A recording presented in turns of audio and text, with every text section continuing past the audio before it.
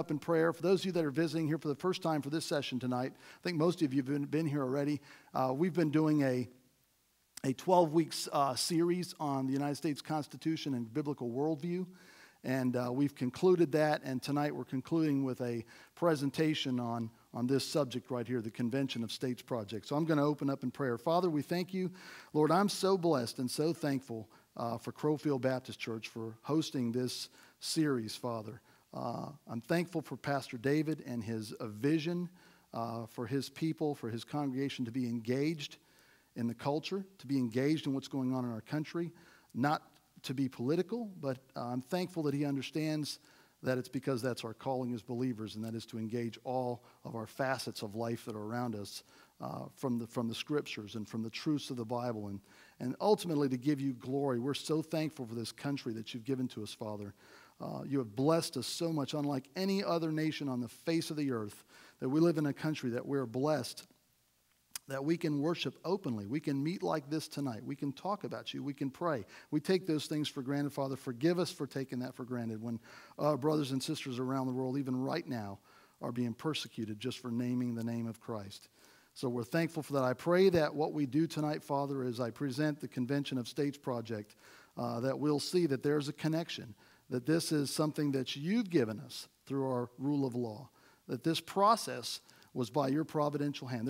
After studying the history, Father, there is no doubt in my mind that you were involved in this, to give us a way to return to first principles, to return to the liberty that you gave us in our country. So I thank you for that. I pray that you'll be with us tonight, and the things that we say and do will glorify you. We pray this in your Son's name. Amen. Yes, sir. I moved it over there. I'm good. I apologize for this. This is the runway. Pastor David and his crew are landing airplanes in here for Christmas, I assume. But no problem with me. I'm able to wander around. So just we're going to watch. There's a couple things I'm going to show you that are videos tonight. But just by way of getting started, introduce this subject. You know, those of you that have been here know that I've told you that my passion is to teach the Constitution. My passion is to teach biblical worldview. I do that. I teach a constitutional law course. And I was just telling Pastor David, for many, many years, whenever I would finish a series like this, people would come up to me.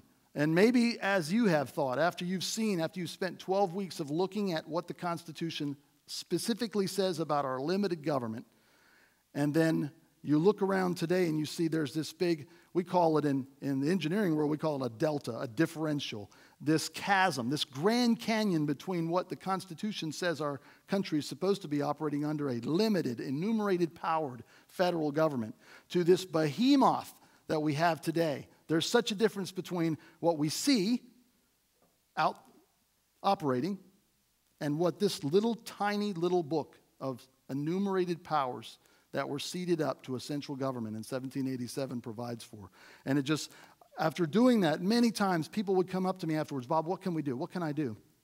There people will be discouraged after they see that. And I always thought, you know, I'm not going to say I dreaded the end, but I would dread when, you know, to some extent when people would come and ask me, what can we do? And I would just say, you know, make sure that you vote for people that believe this. Make sure that you'll tell other people what you've learned, that we must only vote for people that demonstrate mastery of this. And that's what I would tell them. And that's what I did myself. And I'll be honest with you, we got to continue doing that. Nothing I say tonight will change the fact that we have to make sure that we find and look for those kinds of people that will uphold what we've spent 12 weeks in here learning about. So that's still very important. We just had an election, and hopefully we've elected some people that believe in the limited government and the rule of law. That will yet to be seen. But I came to the conclusion about 2 years ago, and I've studied Article 5, which we're going to talk about tonight, for 15 years teaching it. And for many, many years, I had a misunderstanding of it. I had a fear of it, like some do today. And I'm just being honest with you. And I went back and re-looked at it. I started hearing rumblings of some other people looking at it. One of the men that's founded the organization that I'm working for as a volunteer is a dear friend of mine. He's one of the finest scholars in the nation. You're going to see him on a video in a moment. Brilliant man. He had called me up and he said, Bob, we're looking at building a project to try to promote an Article 5 Convention of States. And it staggered me because I had already been thinking that on my own, but just little old me. I can't do that on my own. I was just thinking that's what needs to happen. We are at that point. And just in my own mind. And then lo and behold, a gentleman by the name of Mark Levin, he's a radio talk show host, Jewish man, but this guy teaches more about the Christian founding of our nation and acknowledges that more than some Christians do today. That's a sad thing. But then he writes a book called The Liberty Amendments. And him and my friend Mike Ferris live 8 miles from each other, had never met each other, and had not had any conversation about that. That's an interesting thing that happens. Now they are together, working together. But anyways, when I saw that, I looked at this process and I started to study the history of it. I mean, really digging in, not just listening to what everybody says, but for myself, digging into the founding documents, the Federalist Papers, the words, the notes of James Madison from 1787 that are right there on the internet for us. And so many times we'll listen to other people, but we won't go and look for ourselves. And when I looked at that and I came to the conclusion, this is it. And I am so excited to be here tonight to tell you that it's not just, I'm not just putting a capstone on a 12-week study on the United States Constitution just to get you all riled up and run out of here. What I'm telling you tonight is this is the lawful, orderly process that the founders gave us to save our country. It really is. And I'm so excited about it. I've got two folks that are working with me that are back here tonight that I'll talk about, district captains. Roy Jessup and Will Beasley are here tonight also, but I will explain all of that to you tonight as we go through. But with that said, would you play that first video for me, please, Theresa?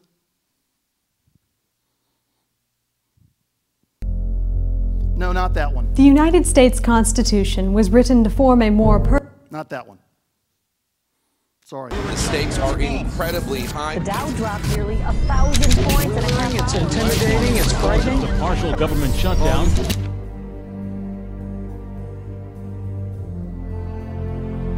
We all know that our government is way off track. The debt is astronomical and is going to cripple not only our own freedom and our own economy, but our children and our grandchildren are going to be effectively slaves paying for all the things that we're spending money on today. We also know that Washington, D.C. will never fix itself. The Founding Fathers recognized that this was a potential as well, and in Article 5 of the Constitution, they gave us a solution. The states have the power under Article 5 to call a convention of the states for the purpose of proposing amendments to the Constitution. Because sometimes what you need is not a change of personnel, you need a change of structure. The founders understood the importance of structure and they gave the power to the states to create a new set of rules. When the federal government overstepped its boundaries, we could recalibrate the rules to take power away from Washington, D.C. and give it back to the people and to the states. There's a simple plan for doing this. There are 4,000 legislative districts that are really crucial to us, and we want to have grassroots organizations in 4,000 legislative districts across the country. These are state house legislative districts because the state legislature is what matters. We need you to join with us. We need 100 citizens in each of these districts to be citizen volunteers and local leaders to make sure that Washington, D.C.'s power is taken back and return it to the people. The Founding Fathers understood that structure was an important part of preserving liberty. Please join with us at conventionofstates.com and help us preserve liberty not only for ourselves, but for our children, our grandchildren, and the generations to come.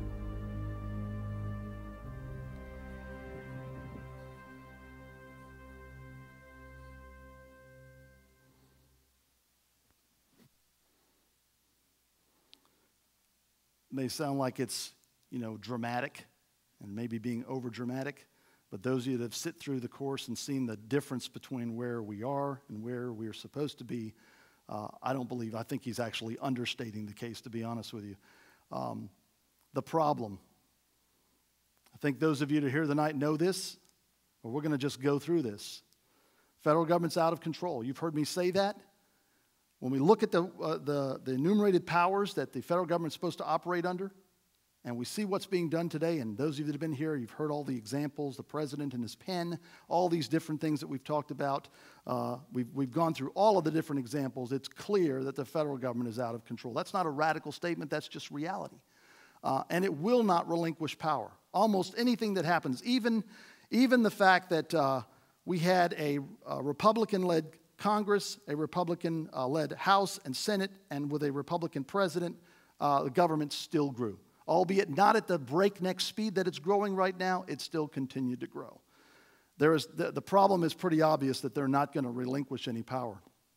Major abuses perpetrated by the federal government, you know these.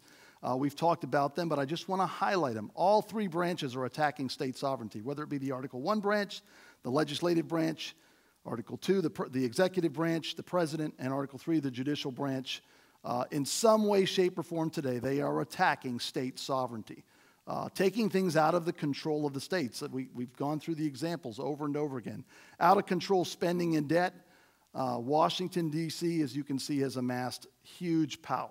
Huge power over the years. Didn't happen overnight, didn't happen last night, didn't happen under this president's watch, didn't happen under the last president's watch, or the president before that. It's been going on for a long time, probably 80 to 100 years.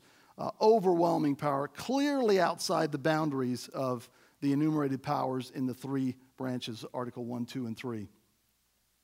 I put this one up here because I've taught you for 12 weeks about the three branches of government. Mark Levin, the guy that wrote this book, he posits that there's a fourth branch of the federal government, and that is the federal bureaucracy, if you will. Under the executive branch, there are a multitude of agencies, probably 150 federal agencies. I haven't counted them, but I think it's somewhere in the area, in the realm of 150 agencies that make regulations. And we've talked about that. They make those regulations because the United States Congress has created a department. Pick your department, Department of Education, Department of Environmental Protection, Department of Energy, whatever, and they've placed them up under the Article 2 branch, and they've said go at it and put it on autopilot. And those agencies create regulations from federal laws that are passed, and those regulations carry the weight of federal law. This picture struck me. I saw this on Senator Mike Lee. He's a senator from Utah.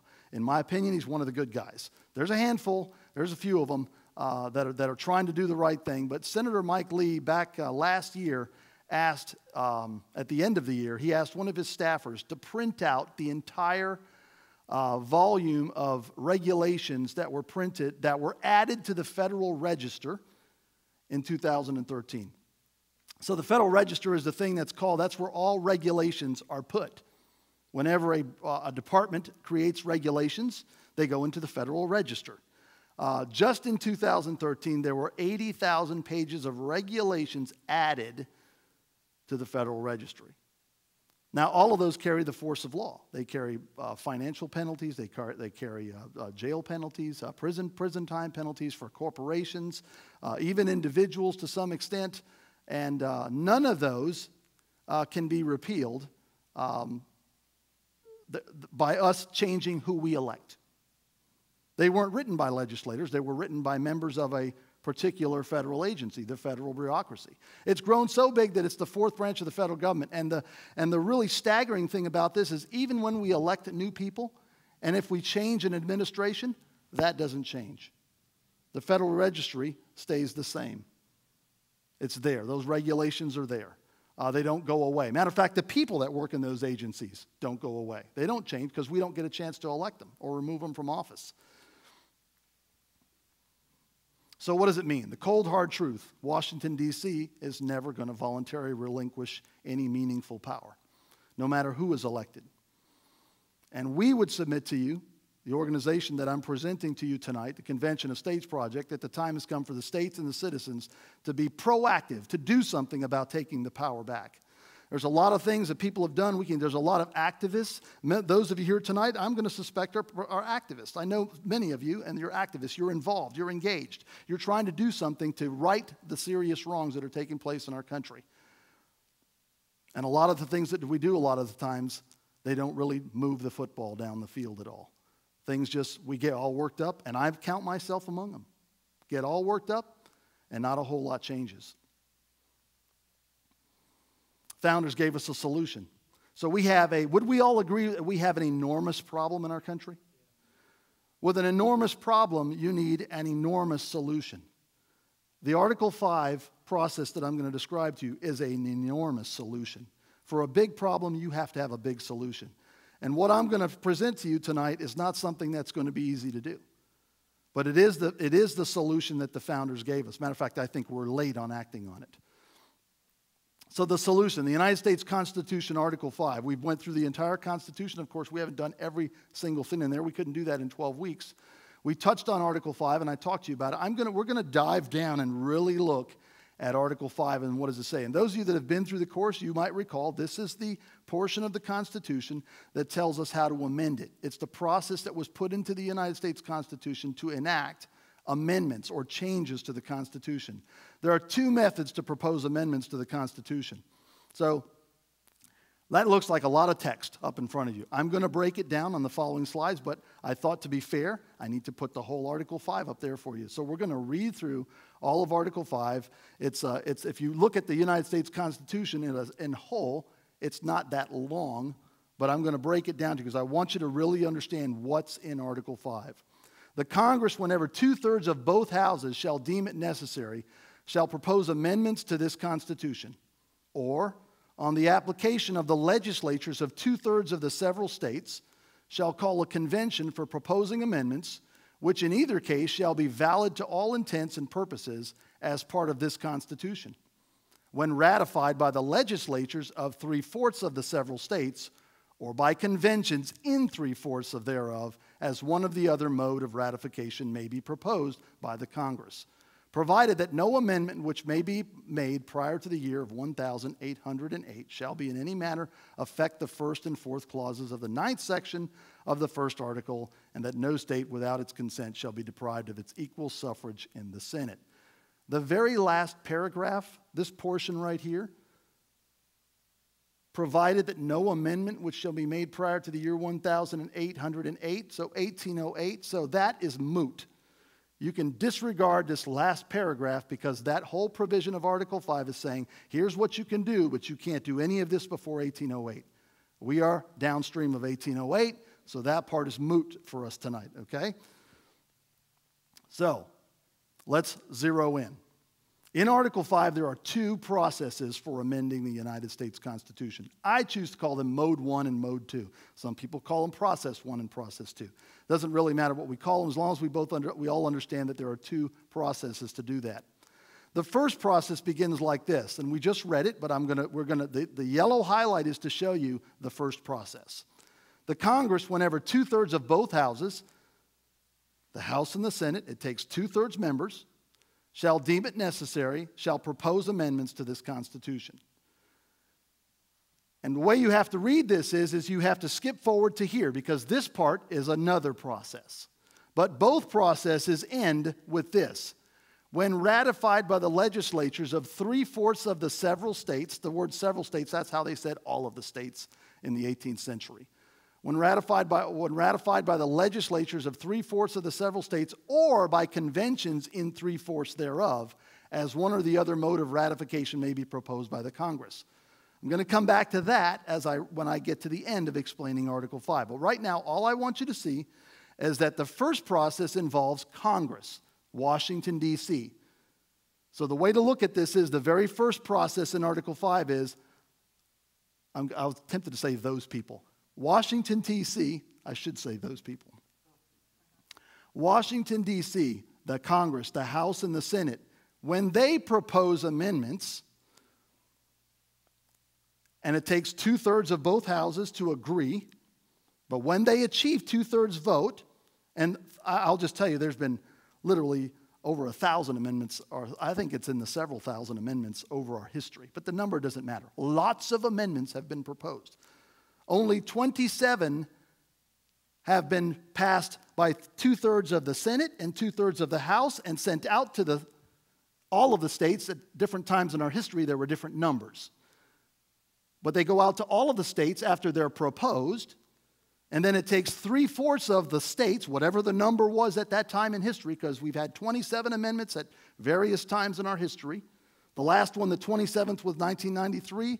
And that there were 50 states then, so it took 38 states. Today it takes 38 states to agree to a proposal that comes out of Washington.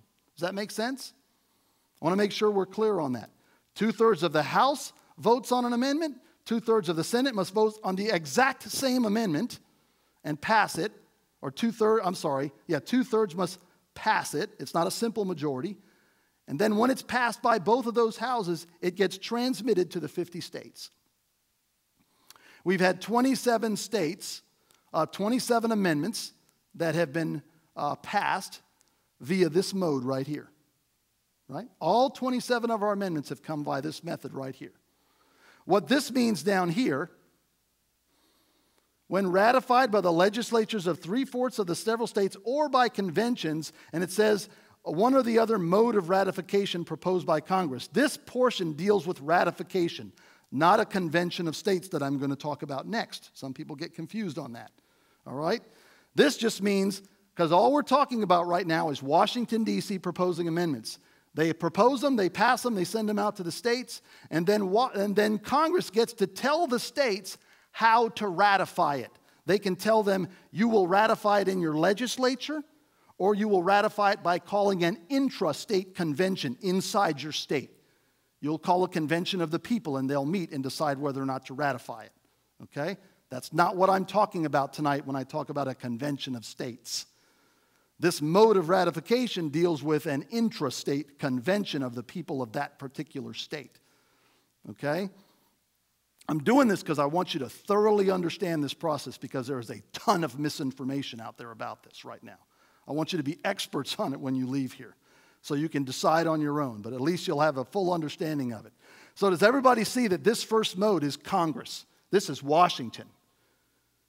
You and I have nothing to say in this, in the proposal of amendments, until they come back to the states. You understand that? If Congress proposes an amendment today, we have no say in that proposal. We can pick up the phone and call our senator and House members, but how well has that been working for us lately? Not very well. So they do it, then they send it out to the states, and each state would determine whether or not to ratify that. They'd either determine it in their General Assembly in like Columbia, or there would be a convention held inside South Carolina somewhere where we would determine whether or not we would ratify it. But Congress would decide which mode of ratification to do.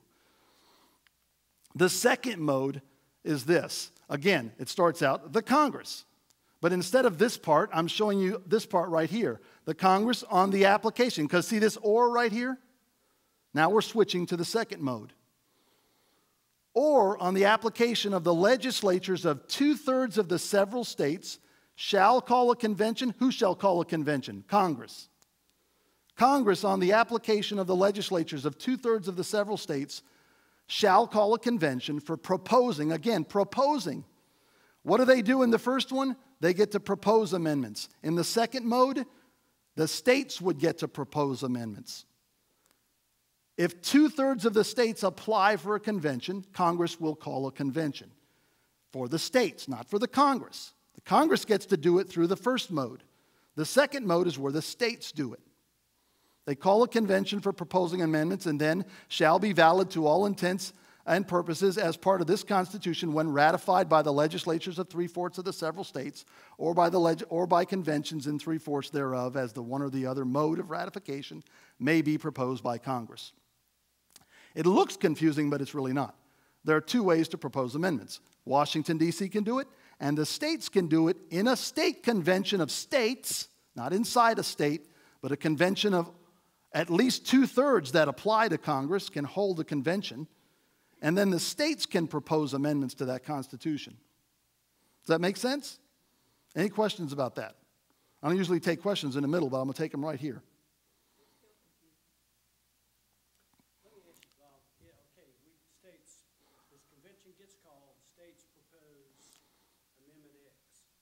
I'll get there. I'll get there. It's still confusing to some. So, I'm prepared for confusion.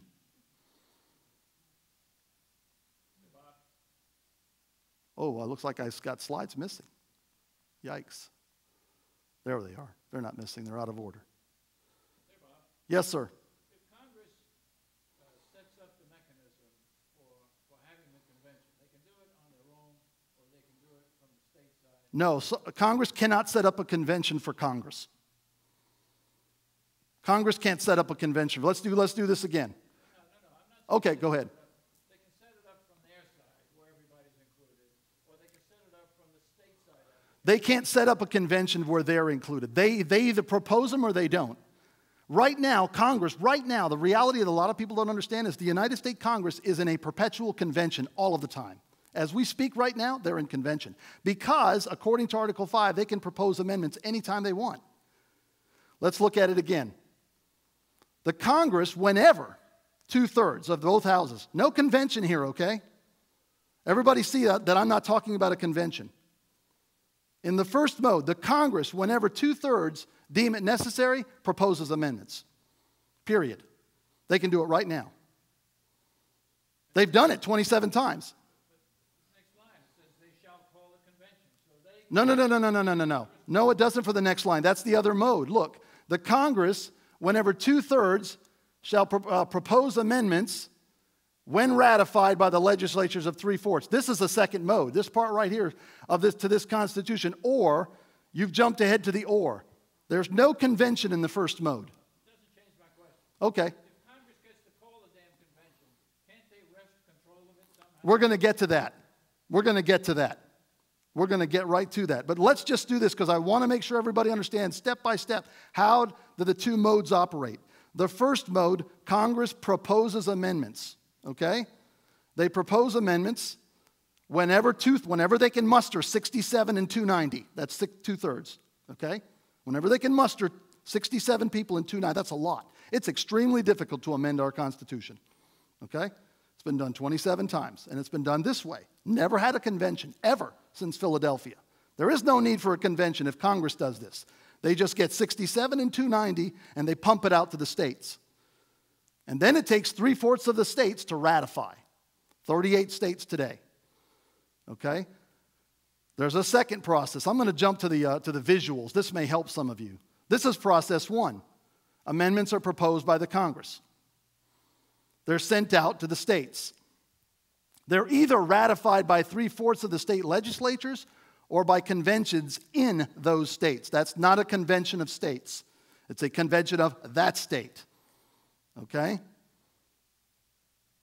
That's where sometimes some people get confused. I haven't talked about the convention of states yet. I'm talking about Congress right now.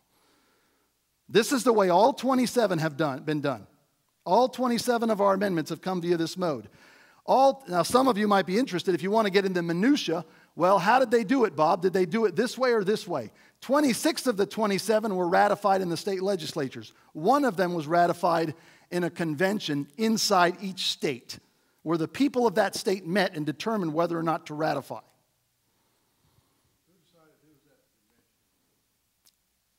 Inside each state, it would have been the General Assembly of that state, would have had to hold an election for convention delegates.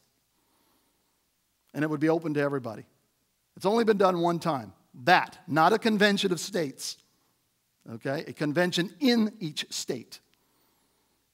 Right? States didn't meet together. Congress rammed those amendments out, pumped them out to the states, and the states decided whether or not to ratify them. Women that are here today that can vote, you got to vote because of the 19th Amendment. Congress proposed the amendment, they sent it out to the states, and the states ratified it. We have presidential term limits because the 22nd Amendment was ratified by the states. This is the second process right here. Amendments proposed by a convention of states, called at the request of 2/3 of the state legislatures. So if 2/3 of the state legislatures apply for a convention,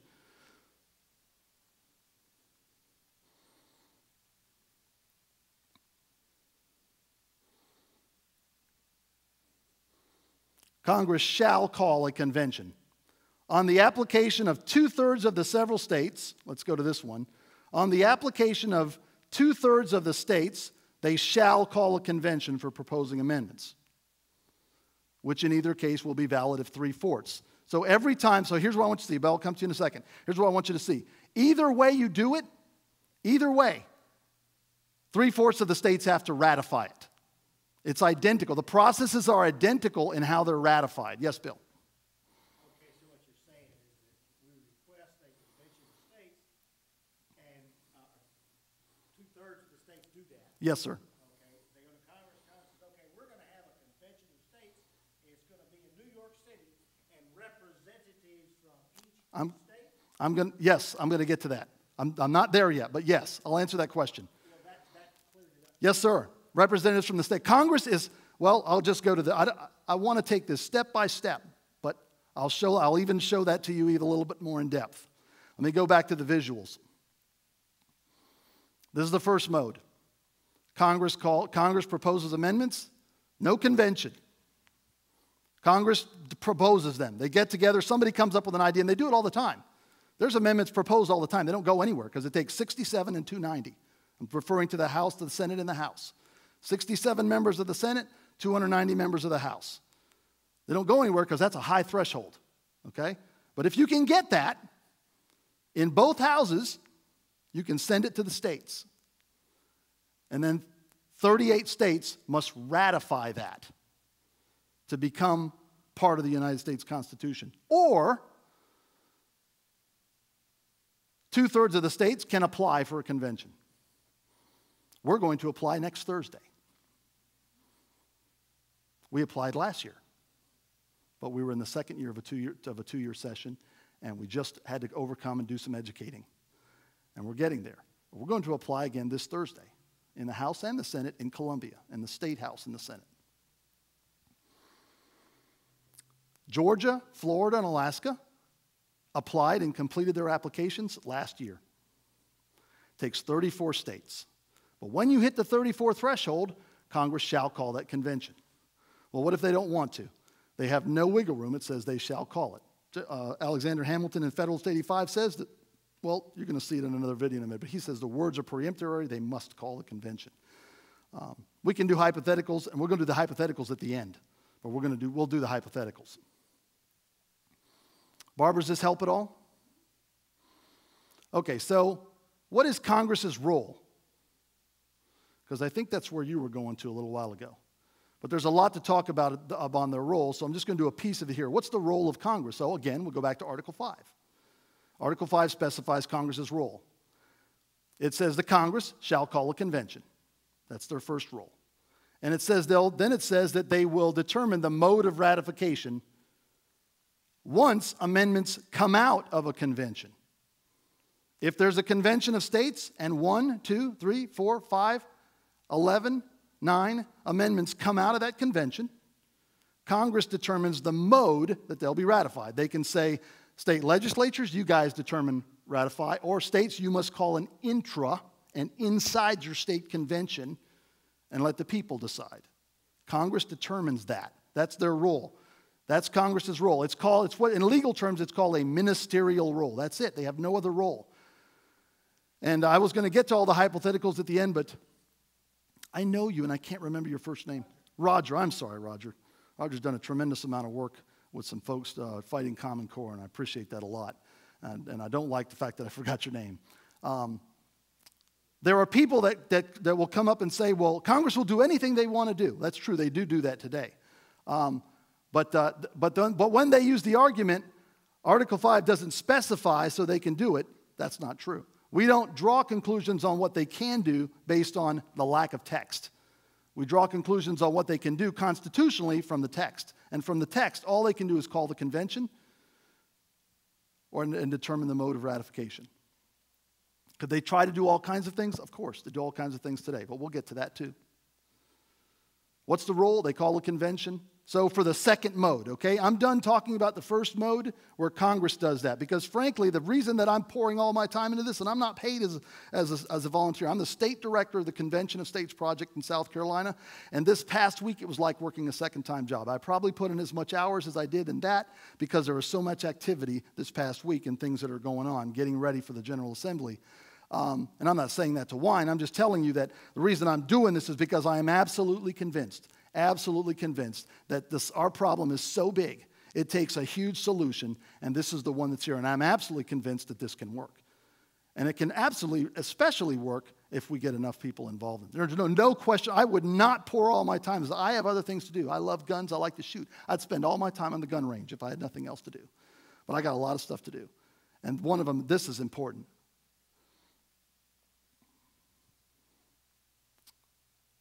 I want to tell you a little bit about the history of Article 5. So now that you've seen Article 5, you've seen that there are two ways to amend the Constitution. The Constitutional Convention, or the Philadelphia Convention, as I have talked to you about for 12 weeks, was held in Philadelphia from May to September of 1787. And at that point in time, what they were doing was they were called to make amendments or changes to the Articles of Confederation. Does anyone here that's taken the 12-week seminar remember why they called the convention to amend the Articles of Confederation? Yes, sir. It didn't work. Too many differences and there was no commonality. There was a trade war going on. They didn't work is the right answer.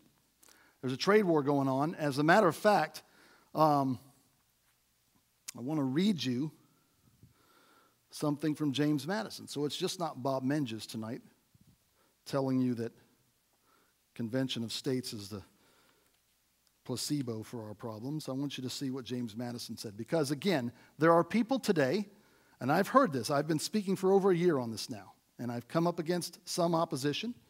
And so I've heard almost every opposition argument there is to this.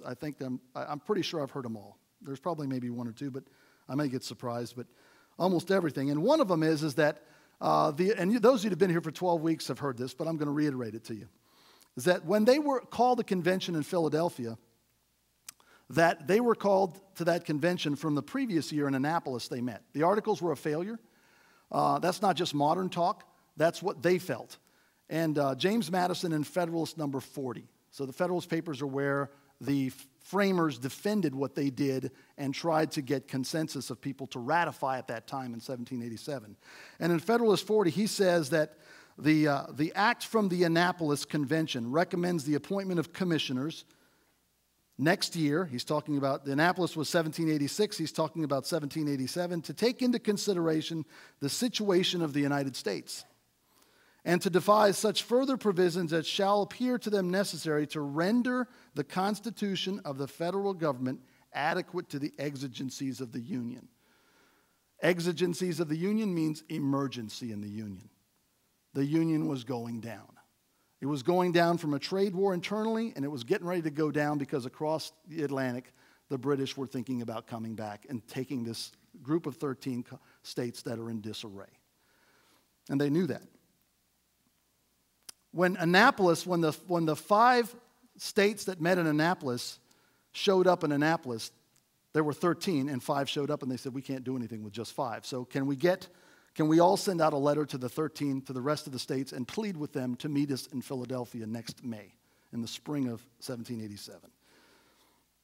They did that. They also sent a letter to the Continental Congress under the Articles of Confederation at that time, and they said, this is what we want to do. And the Continental Congress sent out this resolution. Interesting what they say in their resolution. Almost the same thing, but they added one thing to it. They said, be it resolved that in the opinion of Congress, it is expedient that on the second Monday of May a convention of delegates who shall have been appointed by the several states be held at Philadelphia for the sole purpose of revising the Articles of Confederation to render the federal Constitution adequate to the exigencies of the government. That's the same part as Annapolis, right? And then they added this, and the preservation of the Union. Strong words. The Union's going down. In other words, meet in Philadelphia and do what needs to be done to amend the Articles of Confederation. So they do. They meet in Philadelphia. So that's what's happening in Philadelphia from May to September of 1787. They're going through and they're creating the 3 branches of government that were not there under the Articles.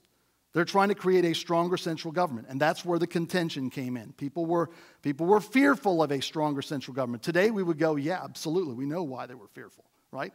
But back then they knew that they were going to expire as a nation if they did not create a stronger referee of a central government. But as you guys have seen for the 12 weeks, they took every precaution. They created 3 branches and separated power because they knew about the depravity of mankind and the tendency towards grabbing up power. They tried to separate power. They specified only enumerated powers into each branch. They did that. They did all kinds of things to do that. And they created that as they went through from May to September. In June of 1787, they're debating a process on how, in this new Constitution, how will it be amended? And a guy by the name of George Mason stands up. And at that time, on June 11th, and you can get this, you can go, if you Google Madison's Notes of the Federal Convention, you can get the day-by-day breakdown of everything that happened. And at that point in June, they had come up with a plan whereby, in their words, see this national legislature? By the way, this is text that's taken right out of Madison's notes. So it's his words, his verbiage. They didn't talk like we do today. He called it the national legislature. He was referring to what would become the United States Congress, but it hadn't stood up yet. So in his words, they're creating a national legislature, right? And at that point in time, they had created a process whereby only the national legislature could, in his word, affect amendments, could create amendments to the Constitution. And Mason was an anti-federalist. Mason was a guy that was one of those people that was extremely leery of vesting too much power in the central government. So Mason stands up and he says several things. And the interesting thing is the way that this is right out of this is, I printed off this afternoon everything that happened on June 11th. Madison was incredible. Mr. King said this. Mr. Dickinson said this. Mr. Chairman said this. This guy said this. That guy said that. And he gets to this and he goes, Colonel Mason, he referred to George Mason as Colonel Mason because Mason was a colonel in the Revolutionary War. And he says, Colonel Mason urged the necessity of such a provision. He said, the plan now to be formed will certainly be defective because on that day, the plan was to have only the national legislature be able to create amendments. Okay, so I'm not trying to bore you with the details of history, but this is important to understanding what we got when they later on and what they did in Article 5. As of June 11th, there weren't two modes. There was one mode. Congress could make amendments or could propose amendments. Everybody understand that? Mason stands up and Madison records it as Colonel Mason stood up and said blah, blah, blah. He said the plan now to be formed will certainly be defective. As the Confederation has been found on trial to be, amendments will therefore be necessary. In other words, as it's been found today that we need amendments, amendments are going to be necessary in the future. And it will be better to provide for them in an easy, regular, and constitutional way than to trust to chance and violence. I think his words are prophetic to us today when he says violence. Because if we don't do something, if we don't use what's going to happen, if we don't use the lawful, orderly process that the founders gave us, there are people that are going to come up with radical ideas. Because things are getting, if those of you that are paying attention, you can see things are getting out of hand. It'll be better to provide for them in an easy, regular, and constitutional way than to trust to chance and violence. It would be improper, this is the part, improper to require the consent of the national legislature. It would be improper, in his words, for the states to have to get permission from the federal government to amend the Constitution. Okay? And why? He says, because they may abuse their power. Hello? Anybody see what I'm seeing today? And refuse their consent on that very account. We've been talking about a balanced budget for 40 years. They've refused their consent. The people there, and polls show that 75% of the American public want term limits. They refuse their consent. They can propose those amendments anytime they want to, but they refuse their consent. Mason's words are incredible. On that very account, he says that. So, you fast forward to September 15th of 1787. Those of you that are the history folks in here, the geeks like me, I guess, or you've heard this as you went through the 12 weeks of this course, you know that September 17th is Constitution Day because that's the day the final draft was rode on a horseback out of Philadelphia. On the 15th of September, it was a Saturday morning. How do we know that, Bob? Did you go back and Google the calendar? No, I didn't, but on Madison's notes, he tells us it was Saturday morning. The 15th of September, he goes on to say, and this, I think this part's really interesting too. So I'm not going to go to the actual part of that too. And I've got part of it up there, but I decided I wanted to show you more of it. They get all the way to the 15th. Oh, by the way, back on June 11th, they tabled his motion. They didn't do it. They talked about it. If you read the rest, if I were to read down the rest of the notes, so-and-so said this guy said this, Mr. Eldridge, Jerry said that. They tabled the motion. They didn't do it. You get to 15th of September. They're wrapping up things in Philadelphia. And Mason stands up and he says, time out. I doubt he did that, but I like to think he did that. He didn't know about football, so he says, hold on. And he says, right now, the only way to affect amendments is that the national legislature, and the thing that's interesting is by the time they got to the 15th, they had taken some of his suggestions, because in Madison's notes, they read Article 5 as it's written on the 15th of September. And when you read Article 5, we've just looked at Article 5. When you read it, it looks just like what we just read, that what we have today that came out of Philadelphia. But the only difference is, on the 15th of September, Article 5 stood at this right here. It stood that there was a national way to do it, and they had added a provision for the states to do it, but they only added a provision whereby the states could ask permission for amendments, and the Congress could decide whether or not to propose them. That's how it stood on the 15th of September. There were two modes. It said when the Congress proposes amendments, or on the applications of 2/3 of the states, it didn't say shall call a convention. It's right here. You can look it up and see it. It didn't say shall call a convention. The one we have that came out of on the 17th of September says shall call a convention, because Mason stands up again and he says this. He says, no amendments of the proper kind will ever be obtained by the people if the government should become oppressive. And he argues that the states need to be able to do this on their own. So when I have some people tell me today, well, the Congress will take it over, or the Congress will do that, or the Congress will name the delegates. Well, number one, in a convention, and there's been many state conventions held in our history, conventions of states, small ones. The sovereign states have always elected their delegates. Congress has never appointed the delegates to a convention. The states have always done that because the states acted in their own sovereignty. But this whole process, when you look at the history of it, you see that it was designed to be an end run around Congress. And you see that when you look at the notes of the convention. What you see is that initially there's just a way for the Congress to make amendments. And Mason, and he's not alone, but he's the leader. Mason stands up and he's hot. He's mad. And he says, if you do this, you're going to trust to chance and violence. There needs to be a way for the states to do this. They table it. A couple of months later, they add a way for the states to call for amendments, but not a convention.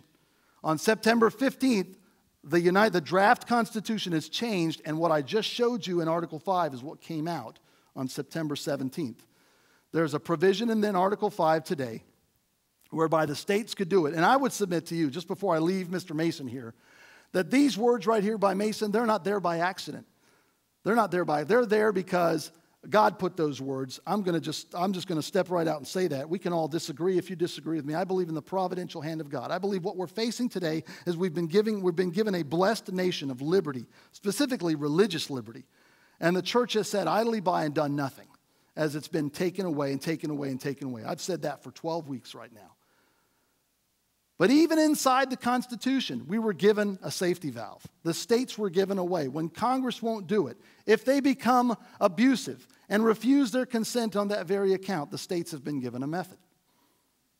Yes, sir. Congress shall do it within what length of time? No, it just says they'll call it. So they could call it for 10 years from now. Again, that's one of those hypotheticals where, yeah, but what are the states going to do? When 3/4 of the states have done that, what are the states going to do at that point? You could say nothing, but yeah, we could hypothetical it and say they could wait 10 years, but never before. When it says they shall call a convention, they got to call the convention. They say they're going to wait 10 years, then I guess we're faced with a problem at that point. I guess. I don't want to get to hypotheticals until the end, because we could hypothetical it to death. What I'll say to you at this point is we could wring our hands and worry about the hypotheticals and continue to do the same things we're doing. We've been given a process. I had somebody tell me the other day it's too risky. Do you think the founders weren't told that what they were doing was risky? They were told it was very risky. Thank God that they didn't cower in fear and quake at the worry of risk. But this is a process that they gave us. But let's continue on, and we'll get to the hypotheticals. I want to take you to Mr. Madison.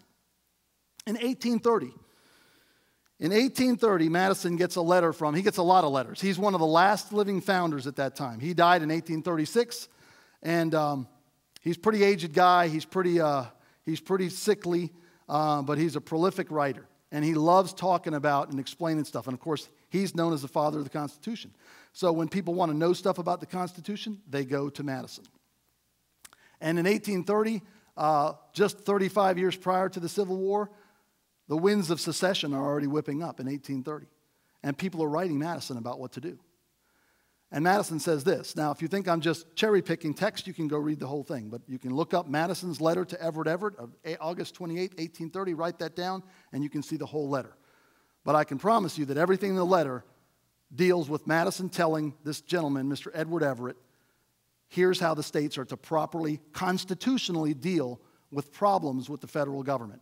And he says, should the provisions of the Constitution as were reviewed found not to secure the government and the rights of the states against usurpations and abuses on the part of the United States, he's talking about the federal government, the final resort within the purview of the Constitution lies in an amendment of the Constitution according to the process applicable by the states.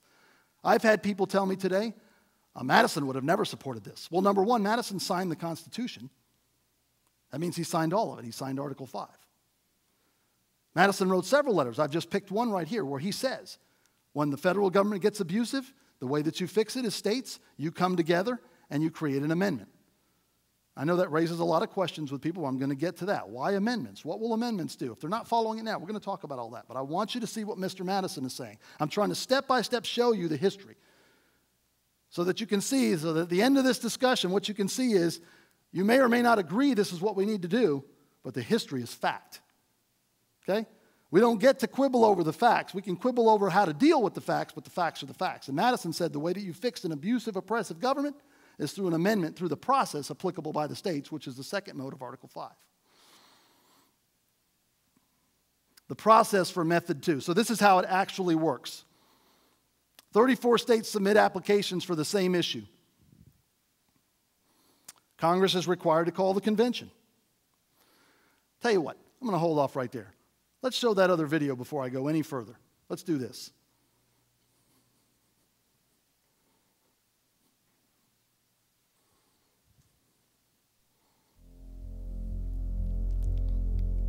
The United States Constitution was written to form a more perfect union that would enable checks and balances to prevent a bloody revolution from being a necessary measure to abolish tyranny.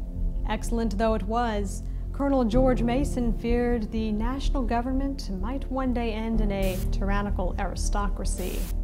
The rights of the people needed to be secured against potential corruption at the national level. One of the solutions the framers decided upon can be found in Article 5, which gives state legislators the authority to call a convention that bypasses federal legislators to amend the Constitution. That gives we the people the opportunity to make some long overdue structural adjustments. Maybe term limits would be a good place to start. Here's how the process works. Citizens request their state legislators to pass a bill called an application, with operative language identical in each state. These legislators of the states then pass the application. Generally, only a simple majority is needed. Congress shall, by law, call a convention of the states as soon as it receives applications from 2/3 of the state legislatures. That's 34 states. Delegates chosen by the state legislatures attend the convention. Each state only gets one vote at the convention, but they can send as many delegates to represent the state as they so choose. Amendments are proposed, debated, and voted upon at the convention. Finally, ratification takes place in the states. Each amendment must be ratified by 3/4 of the states in order to become part of the U.S. Constitution. But what about a runaway convention? Let's get a reality check. Like constitutional law scholar Robert G. Nadelson says, there are far more political and legal constraints on a runaway convention than on a runaway Congress. The convention delegates, also called commissioners, are bound to the will of their state legislatures. If they don't vote as their states demand, they get recalled. They might even get sent to prison. Furthermore, a full 3/4 of the state legislatures, we're talking 38 state legislatures, must ratify each and every amendment in order for it to become part of the U.S. Constitution. Even Alexander Hamilton and Abraham Lincoln, who favored national government, emphasized that Article 5 gives states authority over the national government. Hamilton writes that national rulers have no option upon the subject. The words of Article 5 are peremptory. The Congress shall call a convention. And Lincoln says the convention mode seems preferable in that it allows amendments to originate with the people themselves. Article 5 Convention of the States is a safe route to stopping federal overreach. Civilizations rise and fall. Let's be a civilization that saw the cycle of collapse coming and broke it.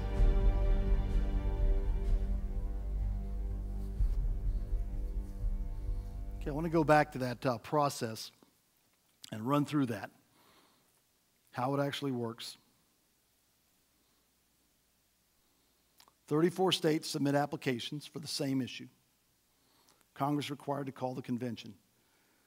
When a convention is called, then commissioners and delegates debate, propose, and vote on possible amendments. The states will select those commissioners and delegates. Each state gets one vote at a convention. How do you know that, Bob? Because there's been conventions before, and each state gets one vote. Doesn't go by population, so even the big states, the liberal states like California, they get one vote. They can send 500 delegates, they get one vote.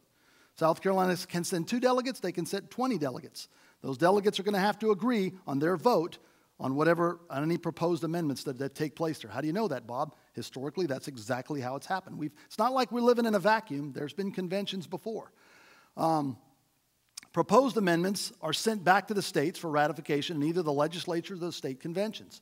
If 38 states ratify, the proposed amendments become part of the Constitution. Looks rather simple up there, but it's extremely difficult. And it's difficult, as those of you who have been here know, I told you, the founders intentionally made it difficult. They didn't want the Constitution changed on the whims of men.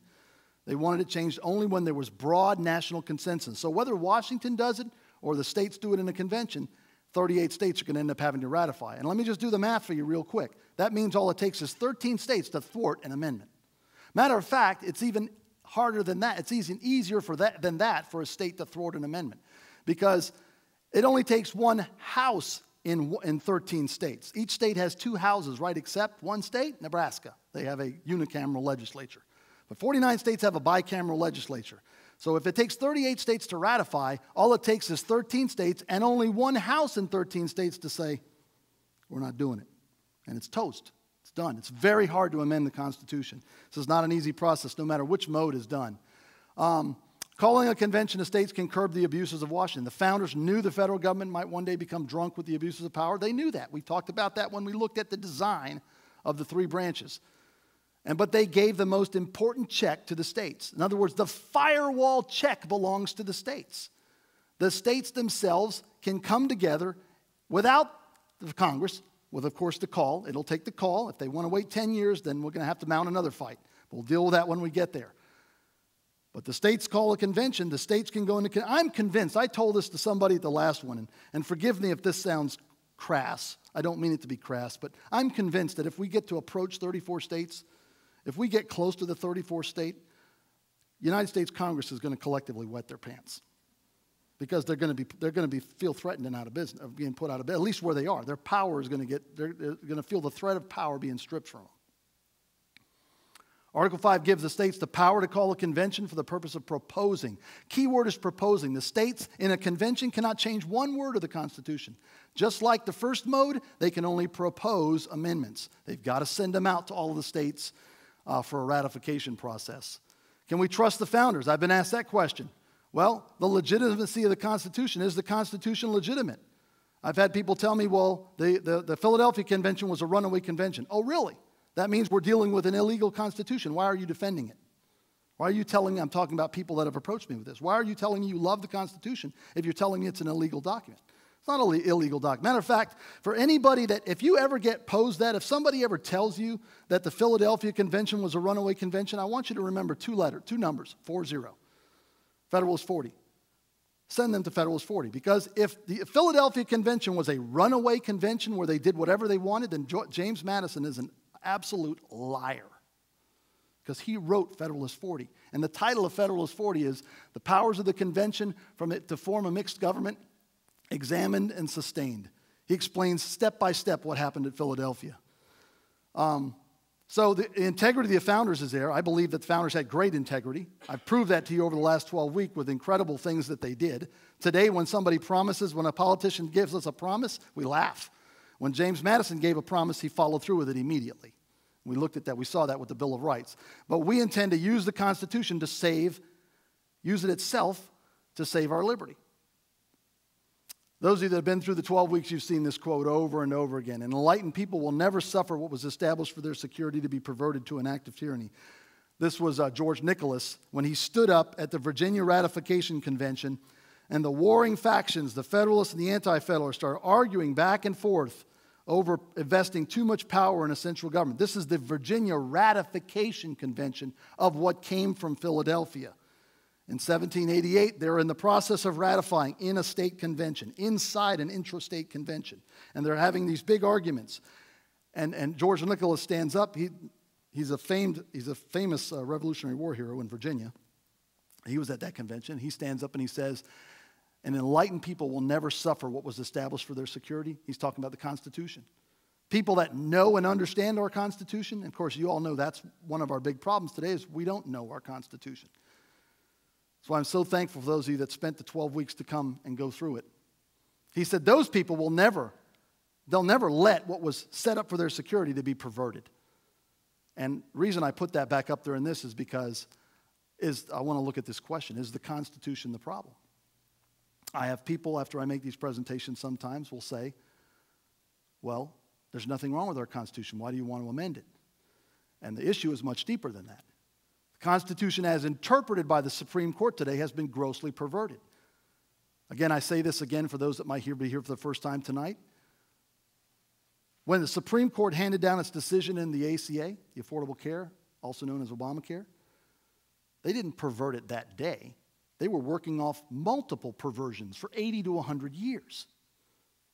They were working off previous interpretations of perverted interpretations of perverted interpretations of perverted interpretations. We looked at that when we looked at the Commerce Clause, and I showed you that today that the United States Supreme Court considers the lack of commerce to be commerce. If you go to Wickard v. Filburn, you'll see it. You go, what? What did you just say? Yeah. Because Mr. Filburn didn't want to engage in commerce. They said he was affecting commerce.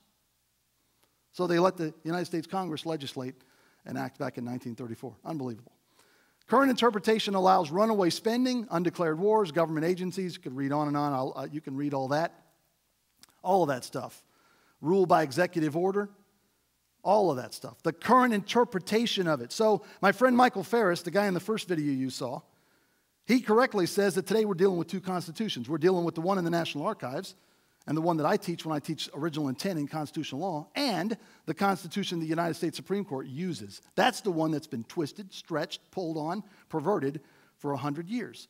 That's what's being used. They're working off a perverted interpretation of that document. And by the way, you all know already, there's nothing you can do about it when they hand down a decision. Nothing. If they're not following it now, why would they follow it if we change it? The government right now is operating in compliance with the Constitution as interpreted by the Supreme Court. We believe that properly written amendments can do that. And we've talked about them when we went through the 12 weeks. The General Welfare Clause, the Commerce Clause, they can move us to the point where the government would be in substantial compliance with the Constitution. Well, Bob, they're not going to follow amendments. They don't follow the Constitution today. That's not true. All of the modern amendments are followed to the letter. Again, I take you back to the women's suffrage. Women, how many of you have been denied the right to vote in the last election? Nobody's quibbling over that. That's crystal clear language. The presidential term limits, nobody's quibbling over that. Some of you hear the radicals every once in a while say that this guy's going to do this and that. But as I stand before you tonight, presidential term limits are set at 2 terms, and nobody's dealing with that in a court. The courts aren't misinterpreting that today. You could go down all the way through.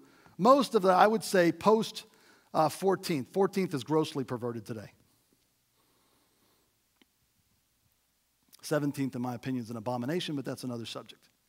But most of the modern amendments, my point is that modern amendments, resetting the text, the court has nowhere to go.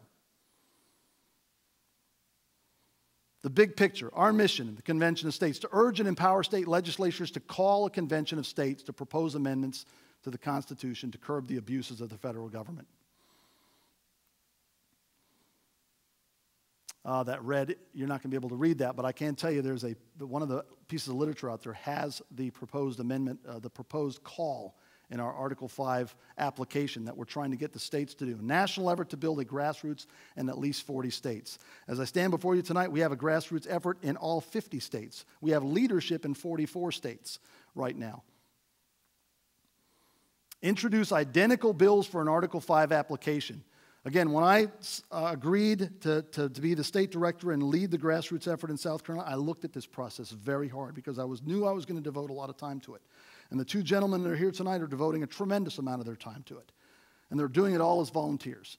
But I looked at it really hard because I wasn't going to go chase after something that was just a whim or a fad that was going to go away. I really, absolutely believe this can happen. Matter of fact, what has happened in the last 2 or 3 months has really encouraged me that it's going to happen. It's not a matter of if it can happen. It's going to happen. The question is, will we get there soon enough? That's my only question. I'm just being honest with you. There's going to be a convention of states. The question is, do we get it soon enough? Because we're off a cliff. Proposed amendments, thank you very much for changing that. And the application that our organization is asking each state to pass. And I said Georgia, Florida, and Alaska have already done this.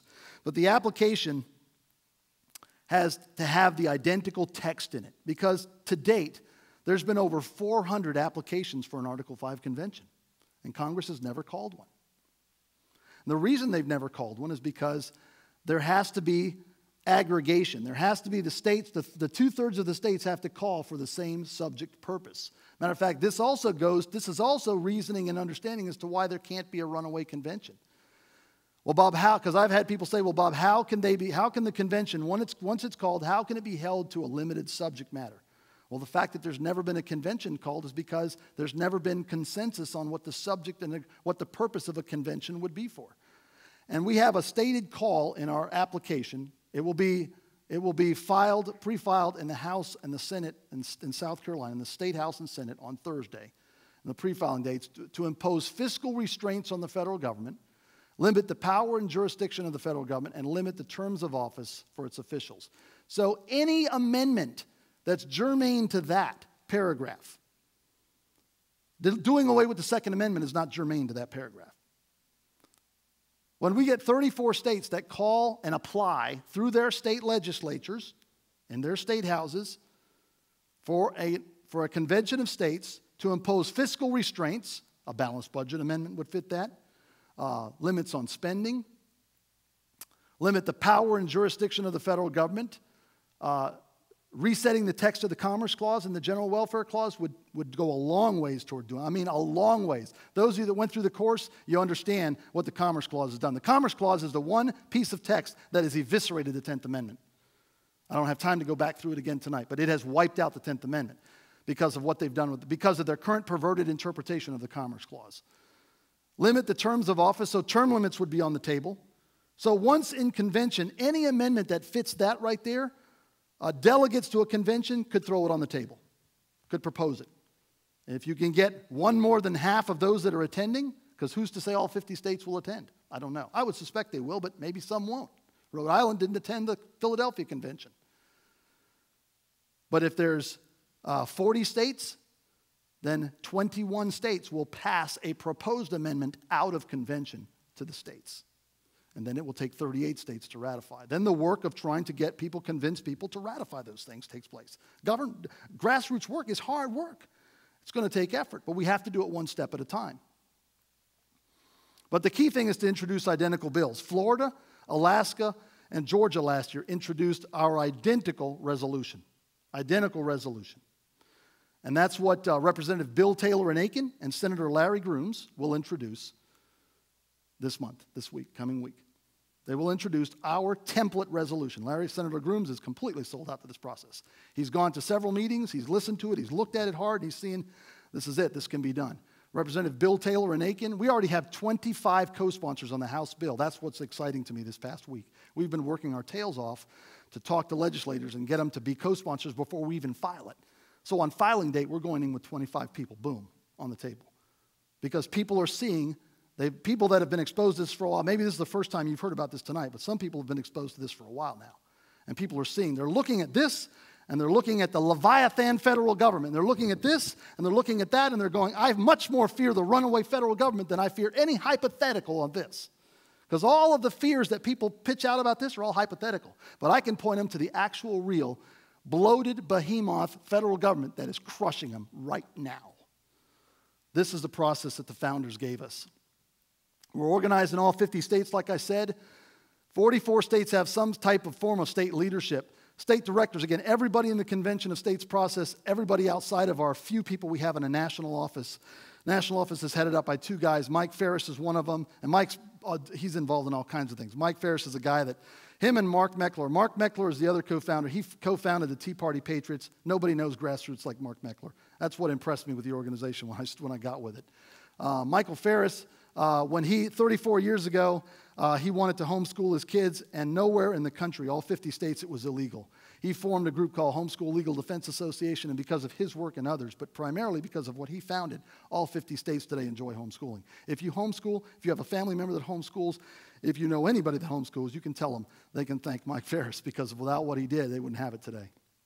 He's worked in the Senate with Jim DeMint for 4 years to try to prevent a couple of treaties that we're going to go through. But anyways, but our national office, but everybody outside of that is a volunteer. State directors, as myself, there's 43 of us. Coalitions directors, I have a coalitions director. That's a guy that helps me get with groups, to get in front of groups to speak in South Carolina. That's his job. He's a volunteer, is to find county GOPs and set me up to go speak, or set district captains that are interested in speaking, because I have some that speak and some that don't want to speak. Legislative liaisons, I have a couple of volunteers that help me in Columbia, because I can't be there all the time. And then around the country right now, there are 597 district captains. So our goal, what's interesting about the organization of a Convention of States project, is to try to get volunteers. Because what it takes to move a bill through the legislature in Columbia simply is this. It's simply people. And those of you that have worked grassroots, you know what I'm talking about. You got to put people pressure on the people in Columbia. So we're looking for volunteers, but we're also looking for leaders. And we're looking to put a district captain, a point of contact, in every legislative district in South Carolina. And they're trying to do that in the other states too, but my responsibility. And I have a pretty good bunch right now. I have a couple dozen right now spread out across the state, and we're growing every day, mostly, especially in the last couple of months. But what they do is they try to do exactly what I'm doing. They'll go speak to groups. They'll tell people that they'll try to get people to sign up to be volunteers. And a volunteer is simply this. All we need from a volunteer is somebody that tells us that when we call them, they will make a phone call or they'll send an email. If they can do that, we'll move the bill. There's 124 House districts in South Carolina. My goal is to get at least 75% of them manned. And their goal, each district captain, his goal is to get about 100 people. Some of them have 30, some have 50, some have 70 right now. Depends on the district that they're in. But if I ask them to ask their people to make a phone call, we'll melt the phones in Columbia in one day. This effort right here is on track right now, as we speak, to be the largest grassroots effort in the history of the United States of America. It's that big right now. Bob, you're just saying that to try to impress us. That's really not that way. Our Facebook page. I have a larger following on the South Carolina Facebook page than many legislators do. And it wasn't always that way. About 5 months ago, we had 300 people on our Facebook page. Tonight, I have 7,100 people on that Facebook page. When I send out a message and say, call your legislator, please, tomorrow, if 75% of those people do it, I'm going to smoke them in Columbia. We're growing that fast because people realize, once they hear about this, there's some people that are intransigent, that they're so wrapped up in fear of this process, that this could go wrong or that could go wrong, that they're never going to move. I understand that. That's okay. I'm appealing to the people that realize that we've got to do something, and this is what the founders gave us. Matter of fact, if you've been here listening to the Christian worldview of government, you understand that Romans 13 says that we are to be in subjection to the governing authorities. And the governing authority is not a human, in our country, is not a human being. Contrary to what a lot of Christians think, it's not a human. It's the United States Constitution. Article 5 is inside the United States Constitution. Before we do anything else, we must exhaust the provisions given to us in the Constitution. That's the godly thing to do. That's the thing that we're supposed to do. If you're a constitutionalist, that's what you're duty bound to do, is to follow the Constitution. So here, how can you help? Conventionofstates.com. It's written over all the literature that's there, whether it's outside, but it's easy to remember, conventionofstates.com. If you will go to conventionofstates.com, that screen will pop up. And there will be a place for you to sign a petition right here. If you sign this petition, and there's some hard copies in the back for those of you that don't like computers and don't go online. I understand that. There's hard copies back there. If you will fill them out, what I ask you to do is when you fill out the hard copy, there's a little box down here on the bottom. It says, yes, I want to be a volunteer. Check that box because we're operating off integrity. This is an organization run by a very godly guy by the name of Mike Ferris, my friend. And I will tell you that if you don't check that box, we won't do anything with your name except send your petition to your state house rep and congressman. We won't send you an email. We won't do anything because when you don't check that box, you're telling us, I don't want to hear from you again. And I understand that because you're inundated with all kinds of stuff today. But ladies and gentlemen, we're trying to save our country. And I'm asking you to check that box because I want to be able to send out emails to you to ask you to call Columbia when we try to move our bill. I want to be able to send out things and get information to you. But if you don't do anything except fill out that petition, our system is set up so that when you fill out that petition, it automatically will go to your state house rep, one of those 124 house districts. You live in one of those. It's going to automatically go to that rep. It's also going to go to one of your state senators. There's 46 of those in the state of South Carolina. You live in one of those districts. You don't have to do anything else. If you do that, it's going to go to those people, and they're going to know that you want them to support this. Well, what I'd ask you to do is to check that box and be a volunteer. And all of volunteers, I won't ask you to do anything else except to make the phone call or send an email when we pull the trigger, so to speak. And we'll do that at various times. We're going to wait for specific pressure points. I know how to move a bill because I moved S308 through the General Assembly over a 2-year period. I worked very hard to do that. It was my bill. I wrote it, and I worked hard. I know what it takes. And there are certain times that you apply pressure. And when I pull that trigger, and my district captains pull the trigger on their volunteers, and we send it in. I put a message on Facebook, and I have 7,000 people that can see that message, and 2,000 of them do it. Just if 2,000 do it, they'll get the message in Columbia. They need to understand there was a breakfast the other morning by this gentleman, Mark Levin, spoke at the breakfast. If you will sign up on this thing or if you will send me an email, I will send you the video. It's 34 minutes, and it is incredibly powerful, the speech that he gave, where he was talking to 1,200 legislators from around the country. And Mark Levin stood up in front of them, and he said, listen, you're the last fire base. Those of you that have been in the military, you know what a fire base is. It's that base of those forces that are put out at the edge of nowhere. They're it, the last fire base. The state legislators around our country, they have the responsibility to take up this mantle and be the last fire base. Bob, what about this happening? What about that happening? I can tell you there's another brochure out there. There's another brochure that talks about a meeting that's been held. The meeting will be held next week. There's been 2 of them already. It was originally called the Mount Vernon Assembly. A bunch of legislators around the country have been thinking about this for some time, but there's only a handful of them.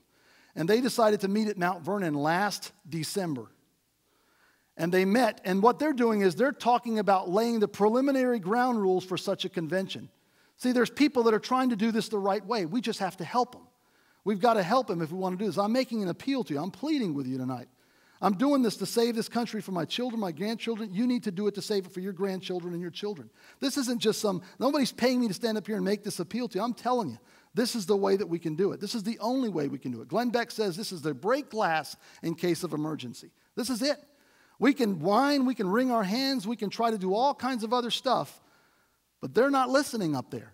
They're not listening to us. We can see that. We elect some good ones now and then they go into that cauldron up there, and they can't get anything done. If you're paying attention to politics, you know what I'm saying is true. You know this. We have a supermajority of Republicans that are supposed to be conservatives right now in the House of Representatives. A supermajority. They increased by a bunch in this last election. And they're already telling us they're not going to oppose the president's pen on his executive order for executive amnesty. They're already telling us they're not going to do it. The states have got to do this. The legislators in the states. I'm glad that I've got a champion in Bill Taylor. As soon as he saw this process, he was on board in Aiken, South Carolina. And 5 people this past Monday decided to co-sponsor because we put out a call. My district captains and myself, we put out a call, and we melted some phones the other day on Monday because they were going to have a meeting, and 5 more people signed up. That's what it takes. It takes pressure on them to do it. But the first step is to get our application passed in South Carolina. It's got to pass in the House. It's got to pass in the Senate. And then it gets transmitted to the United States Congress, and it goes into a holding pattern. It goes into the Congressional Register. If you go look at the Congressional Register right now, you can see Georgia's, Florida's, and Alaska's. Identical resolution like the one from our template. We have a template resolution. And so we want ours to be passed. And we have a 2-year window to do it, or we have to start over again, because the General Assembly in South Carolina runs for 2 years. It's set to kick off in January. And it'll run till June, and then it'll take a break, and it'll pick up in January of 16, and it'll run till June of 16. We think we can pass this in South Carolina.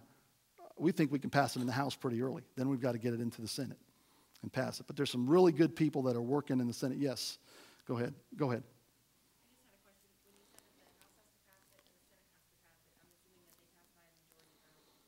Simple majority. Very good question. Very good question. Because I won't bring Article 5 back up, but it says when the legislatures of the several states, the governor is not involved.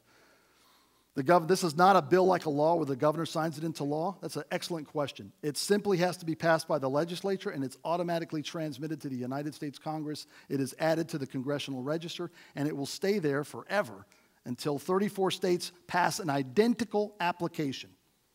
An identical application. Then we move to the next phase. What is Congress going to do? We're prepared to go into court. This gentleman, Mike Ferris, I'm not just blowing smoke to you about Mike. There's people that talk all hypothetical stuff about Article 5. Mike Ferris is one of about 5, I think it's 4 or 5, attorneys in our country. And I know some of you hate attorneys, but if we didn't have attorneys, when you needed one, you'd want one. There are good ones. They're very good attorneys. And Mike Ferris is one of 4 or 5 that have ever argued an Article 5 case in the United States Supreme Court. He's argued several cases in the Supreme Court. But he's arguing, it goes back to the Equal Rights Amendment, which was an amendment proposed in the late 70s that there was some states were trying to do some, Congress was trying to do some shenanigans. Congress was trying to extend the date of ratification, because normally when an amendment goes out, they put a certain amount of years on it to be ratified. And Congress just knew they weren't going to get it done, so they tried to change the date. Mike Ferris and Phyllis Schlafly, at the request of Phyllis Schlafly, he became the attorney, went into court. My point is this, that when we get to 34 states and Congress doesn't do something, then we have to move to the next stage. But we're trying to build a massive grassroots effort that this will never be in doubt. You guys, if some of you that are activists, you know what grassroots can do. You've seen Tea Party stuff. Mark Meckler, who has said this interestingly, said this on a conference call I was with him the other night, and he said, an interesting thing he said to me was, because he was the founder of National Tea Party Patriots. That's the national organization. Is that he looks at this as the logical extension of the Tea Party movement. Tea Party movement woke a lot of people up. This is a logical extension. It's the step to get the states to do it. And I can tell you, I'm just wowed. I'm amazed. I put on the state Facebook page tonight. I have several people that help me manage that state Facebook page. And I put on there, I'm just blown away by just in the last few months, I've literally felt the ground move under my feet. Well, not literally, but we felt it move. And the amount of people that have come pouring in and said, yes, I want to be a part of this. Yes, sign me up as a district captain. Yes, I want to recruit people in my district. And what recruitment is just go sign up on this website. You can do more. You can volunteer to be a leader. I'm looking for district captains. I need more district captains. You can do that too. But if you, because I could read you letters that I get from people, emails. I got an email from a guy that's a shut-in. And he said, I felt that I couldn't do anything for my country. You've given me an opportunity to do something. What can I do? I said, all I need you to do, if you can sit in front, I can sit in front of a computer. If you can sit in front of a computer and send an email and make a phone call. And this guy was thrilled because he realized he has a chance to do something to save his country for his progeny. So the website, please go to that website. When you get on that website, if you're interested, I want to point something out to you. I'm just about out of time, wow, but I will stay here and answer questions all night if need be. On this website, for those of you that are interested, there's this thing called a Citizens Toolkit. There's a handbook up there like this that tells you everything about this process. Now, obviously, if you print it from the website, it won't be spiral bound, but it's the handbook. This handbook right here. You can download it. Everything on there is free. You can see the application for the convention. You can see the actual template resolution that myself and the other state directors around the country are trying to find lead sponsors. We already have them in South Carolina to introduce that template application. There's a petition on there like the ones you're going to see out back. There's hard copy positions you can print up. There's just a ton of stuff there. There's another section, if I was able to scroll down, which I can't because that's a screen capture, you can see there's answers to opposition questions. The John Birch Society, it's no secret to those that have been involved with it that the John Birch Society is opposed to this issue. Well, there's a document up there with answers to every question that they have posed to us that's on there. So there's all kinds of information is what I'm trying to tell you up there. And lastly, our Facebook page. If you're on Facebook, if you're interested, if you do Facebook, then please go and click like on our Facebook page right here. I took this screen capture before I came today. We're up over 7,000. But we put stuff up on here probably 3 or 4 times a day. There's information about stuff that's going on, or this happened, or that happened. Or there's an article. There's been tons of articles written. I've written articles. Other state directors have written articles. People much smarter than me on Article 5 have written tremendous materials, things to read about this. But I'm going to leave it at that. I'm going to ask you just to please, if you would sign the petition if you're interested in helping and making this happen. It's out there, or you can just do it online. Yes, ma'am. Yes, good question. 30 other states, and I know 24 that we think are really possible. But there are 30 states this year that will file this application. We're one of them. Yeah. Last year, 12. We were the very first state in the nation last year to file it. I'm pretty proud of that, but I'm not proud that we didn't go any further than getting. We got to our first hearing, and I'll tell you a little. I can just tell you about that hearing. Frankly, a lot of people don't know about this. They don't know. And state legislatures. This isn't to knock state legislators. They're state legislators. They're not constitutional experts. And a lot of people don't know what Article 5 is. And there's been so much misinformation that there's fear among some people. So we weren't even going to get a hearing. And we only had like 250 volunteers statewide at the time. I had emails for people that had signed up when I talked in Myrtle Beach and stuff like that. And so I sent out a call to about 200 people, and I said, I need you to call tomorrow. We got a hearing. I had several secretaries in Columbia tell me the phones wouldn't quit ringing. And that's the power of social media and stuff like that. But we got a hearing. Mike Ferris flew down. We did testimony at the hearing. It looked like we were going to get out of the hearing, but then it was at the end of the session, and they started getting into the budget stuff, and we just the session ended, and we ran out of time. We're very optimistic because of the amount of enthusiasm that's built in the last few months on this. I'm convinced we can do this year. Yes, sir.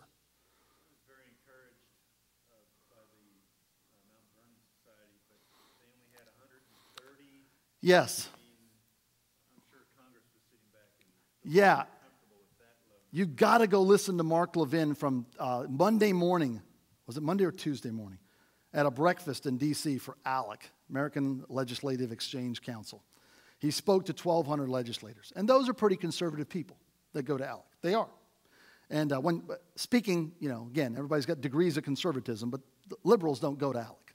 I'll tell you that much. And Levin said, he made that point. He says, and there's been that Mount Vernon, there was another one held in June, and a little bit more people went, and there's one next week.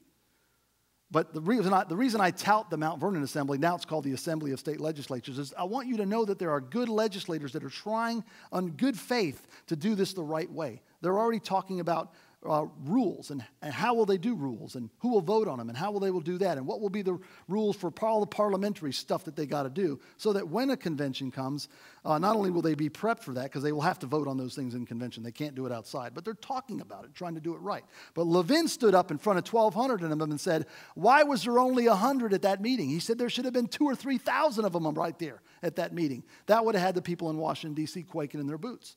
And I urge you to listen to it. It's a 34-minute video of his speech the other morning, and he put it to those state legislators. He told them, you're it. This is you. It's all on your shoulders to go do it. And you get that on YouTube. Yeah, I've got it all. I've got it up on this site, probably put 4 times up on that Facebook page. I can email it to you. It's on you. If you YouTube Mark Levin at ALEC, Mark Levin ALEC, you'll get it. He may have it on his own website. He does. He does have it on his, he calls it his social sites. I was listening to Levin's show earlier this week, and he did mention, he brought up the Republicans and the great win that they Yes. He says, but I'm sorry to have to tell you this. They're not stupid, and they're not scared. They're complicit. That was Yep. his comment. Yep. Yeah, matter of fact, he said that in that speech again, too. I can't hold it here too much longer, but I'll stay as long as you want for more questions. Are there any more right here for everybody? Yes, sir. Mike.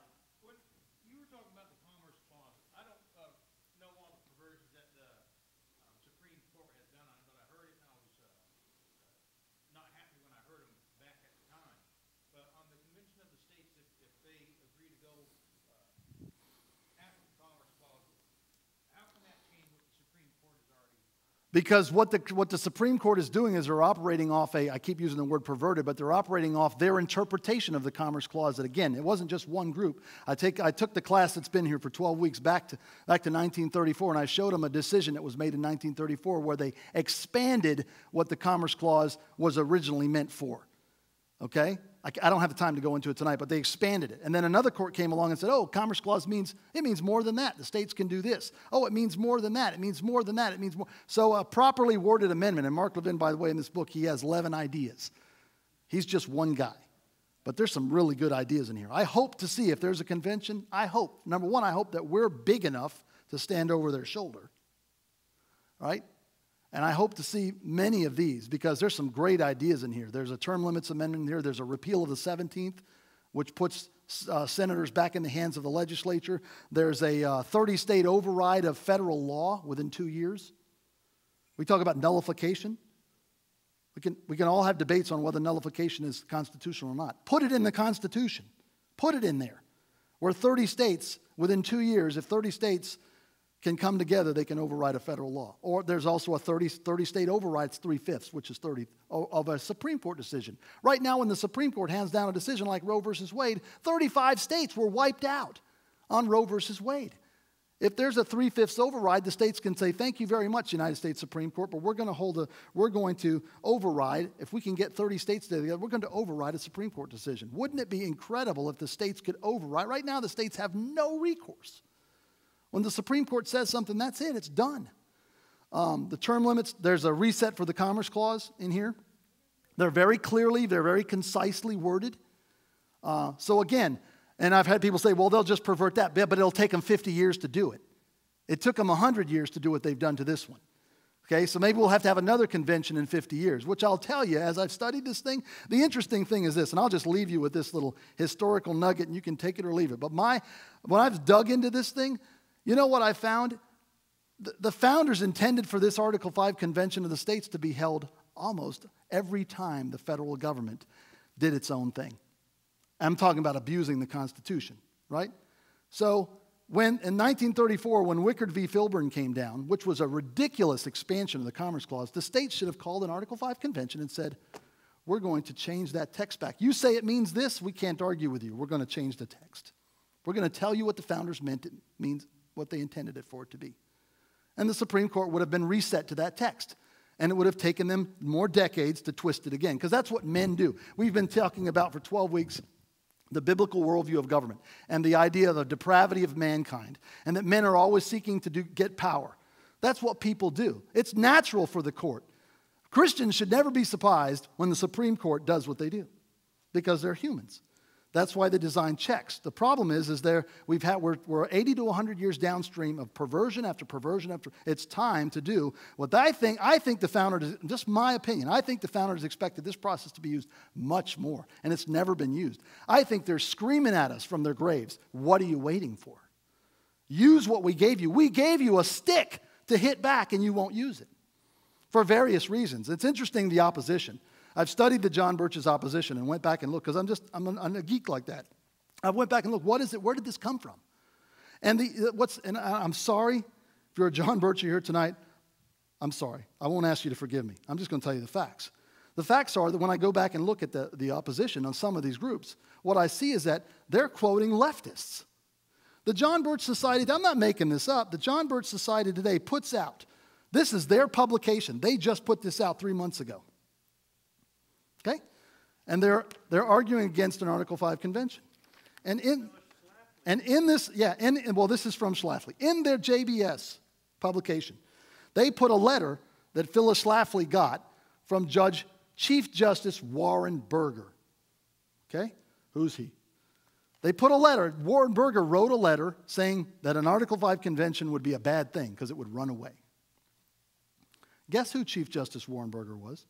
Was he a right-wing? Was he a conservative constitutionalist that we should take his word? Well, I'll tell you who he was. He was the Chief Justice that presided over Roe. He was a left-wing justice. He was an activist justice. Chief Justice Warren Burger voted in the 7-member majority to overturn the laws that have led to the butchery of 60 million babies.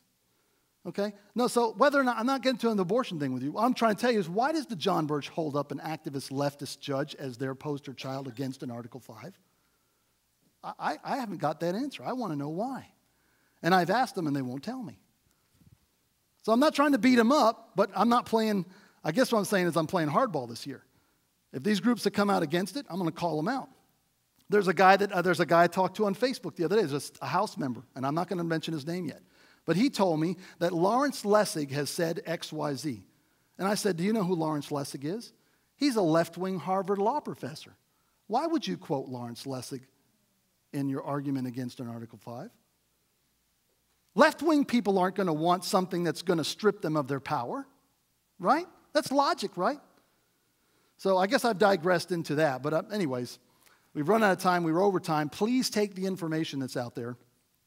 And I ask you to sign up on the website or sign the petition in the back. But take all of those. There's some cards in that box. If you'd like to hand those out to people, then you can help us by doing that. So thank you very much. I'm just going to pray. Father, I thank you for the opportunity to teach here at Crowfield Baptist Church. We thank you for each one that's come through the whole series. Father, we pray that you will bless our nation. We pray this in Jesus' name.